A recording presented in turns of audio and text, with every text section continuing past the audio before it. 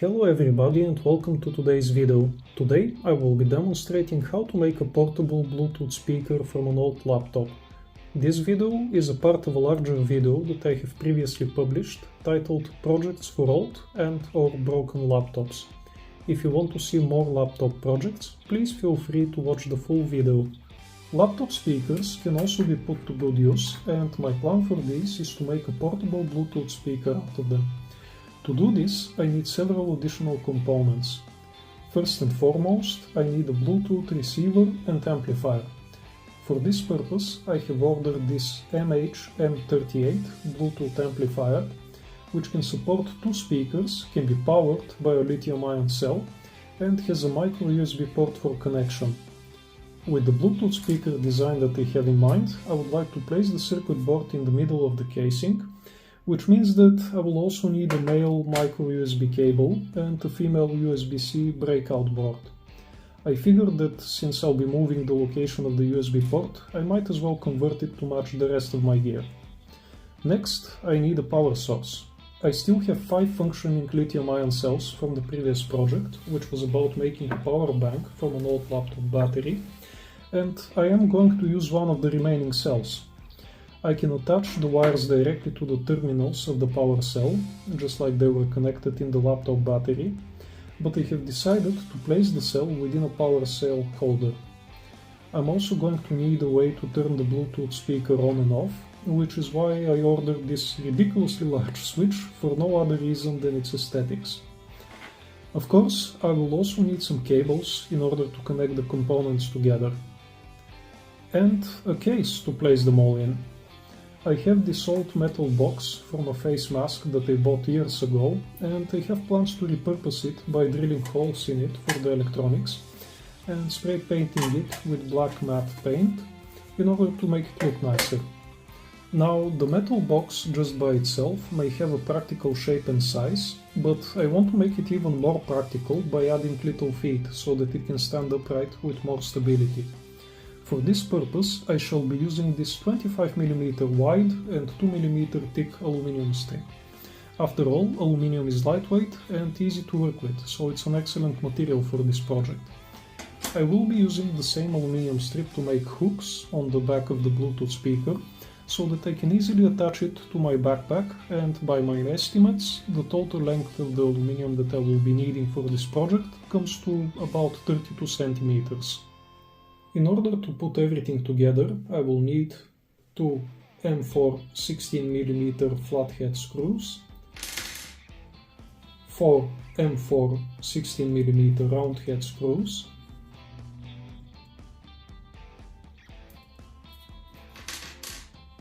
18 M4 washers, 2 M4 spring washers, 4 M4 nuts, 2 M4 self-locking nuts,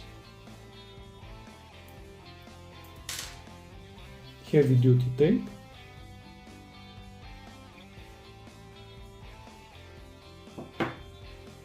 double-sided tape, double-sided foam tape, heat shrink,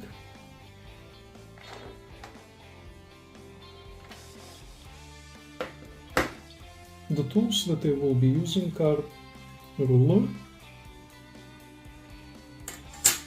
caliper, printer, scissors, cable cutters, drill, angle grinder, bench grinder, imbus keys, spanner,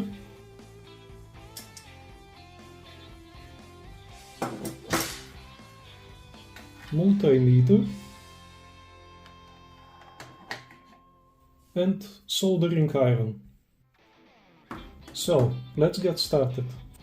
First, I need to map out the placement of the components so that I would know where to drill.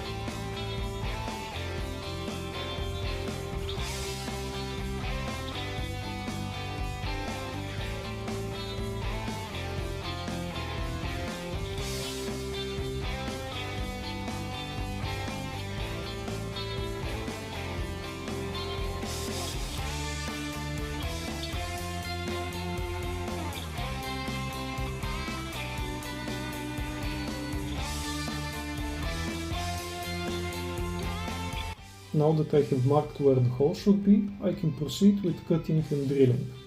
First, drilling the holes for the speakers. I have selected a polka dot pattern, which I have printed and taped to the metal box to use as a guide.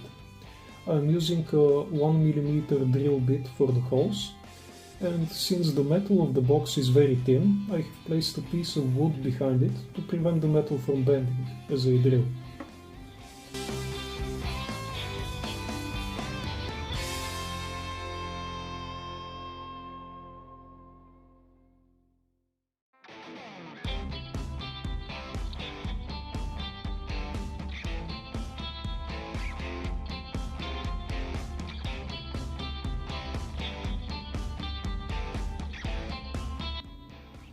Now it's time to make a hole for the switch.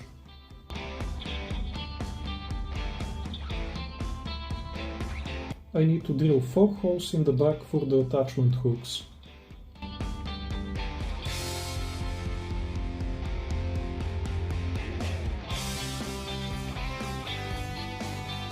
Making a hole for the USB-C port will be tricky since it has to be elongated, but my strategy is to drill 2 separate holes and then connect them. And finally, 2 holes at the bottom for the foldable legs.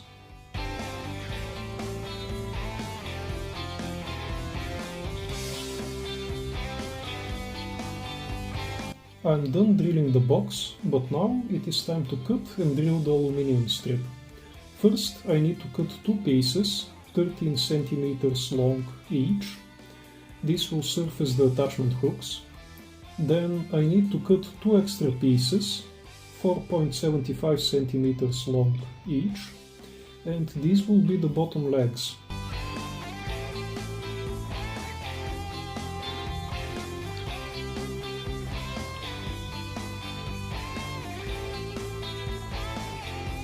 As you can see, I have printed and attached stencils to these pieces as well, so that I can smoothen their edges evenly.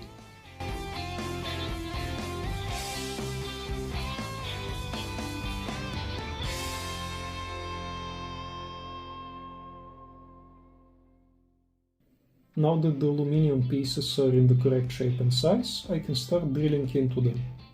Pay attention to the conical shape of the holes in the legs. These holes will allow the screw head to fit in, leaving a flat surface on the bottom of the legs.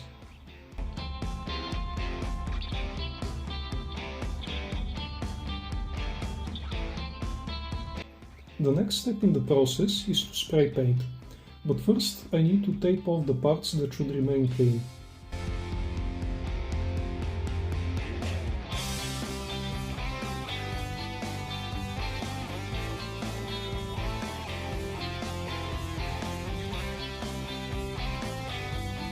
I will leave the paint to fully harden and I shall return when it's time for assembly. In the meantime, I can solder the electronics together and test if everything is working. Before I can solder the speakers, however, I need to cut off the connector and figure out which cables are positive and which are negative. Connecting the speakers correctly is important for their proper functioning, and fortunately there is an easy way to figure out the correct configuration. All I need for the test is a 9-volt battery. If, when connecting the speaker cables to the terminals of the battery, the speaker membrane goes up, the configuration is correct, which means that the positive cable of the speaker is connected to the positive terminal of the battery and the negative to the negative. It is important to perform this test quickly, as pushing the speaker membrane up for prolonged periods of time may damage the speaker.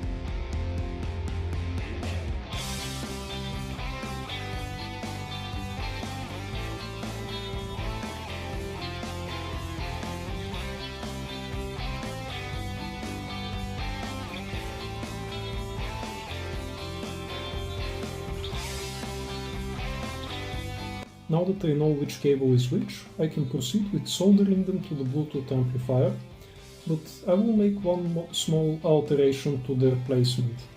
I'm going to place the left speaker on the right and the right speaker on the left. The reason for this change is that I have a specific layout in mind, and the bigger speaker would get in the way if it remains on the left. So I'm placing it on the right.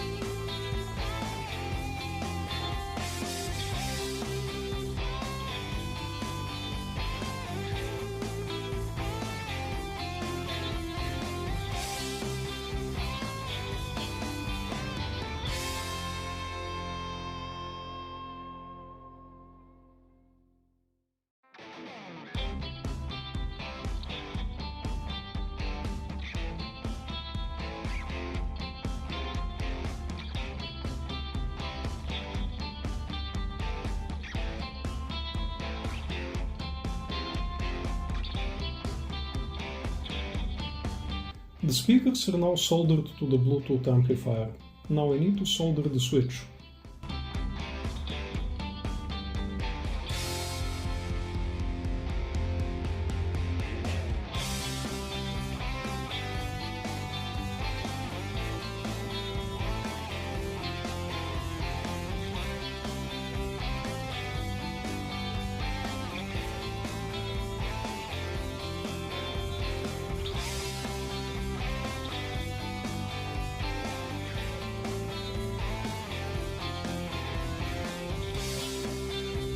And finally, soldering the male micro USB cable and the female USB-C breakout board.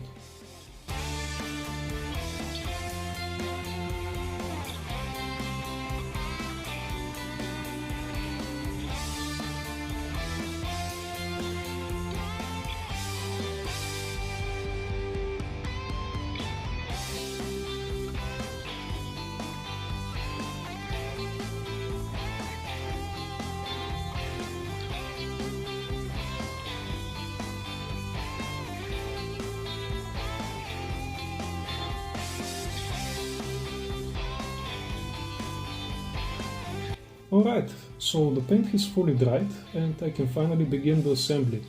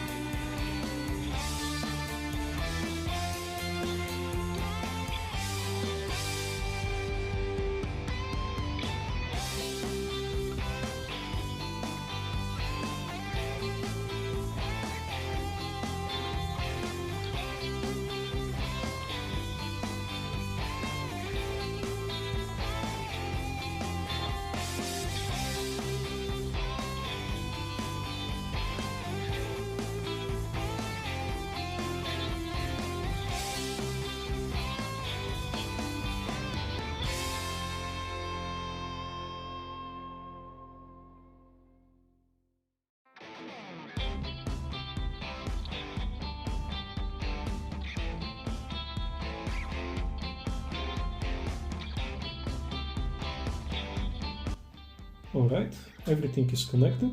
So it's time to see if it works. Flipping the switch to turn it on.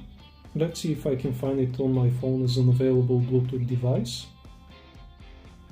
I think this is the one.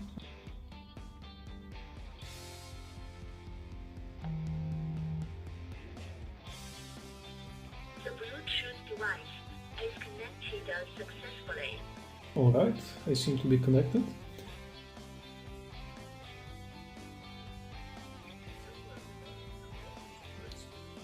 Today I'm going to show you how to secure your gloves and not lose them. If you're like me and tend to forget your gloves on the train or somewhere else, this next tip might be useful for you. You will need a pair of gloves that has something that you can attach a string to, like so, and 2 pieces of cardboard. These are the centimeters long. Excellent, it works perfectly.